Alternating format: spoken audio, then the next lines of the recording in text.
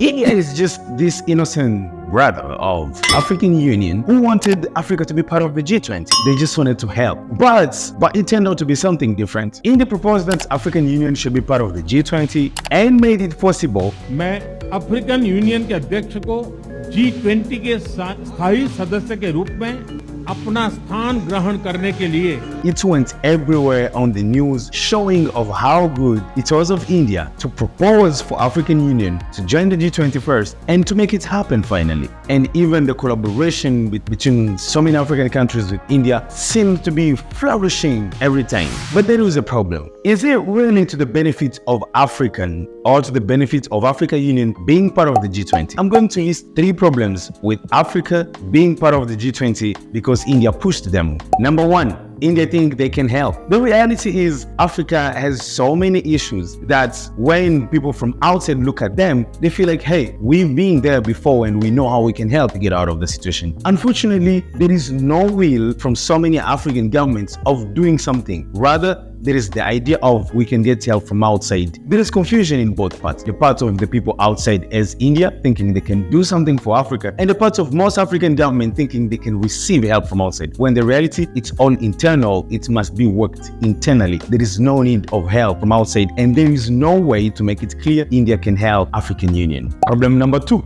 the expectations are now high from African Union. So the same African Union which has a problem of feeding its population, but they can field its politicians, is the same African Union which will now sit on a table with the USA and India to discuss about economy. I think this just put too much expectation from a group of nations which do not have yet the ability of managing their own issues. I mean, so many African countries right now have been suffering for coup d'etat, wars, and so many other issues. And now they are expected to be part of a table which discuss much more important issues than internal issues, which I don't see it happening also. Problem number 3, G20 is just G20. It's not a magic button to suddenly solve the issues of Africa. Unfortunately, it wasn't that possible for others to realize how G20 doesn't come with a solution. It's just a platform where you can discuss, and sometimes things which you discuss there might never be applied or will be as useless as friends talking around a table having coffee. I remember watching how on the news it was a celebration for the African Union being part of the G20 and also for India pushing African Union to be there, yet I didn't really see how that's going to help. And in all which I'm trying to say, India is really that innocent friend who just want the best for African Union. Unfortunately, African Union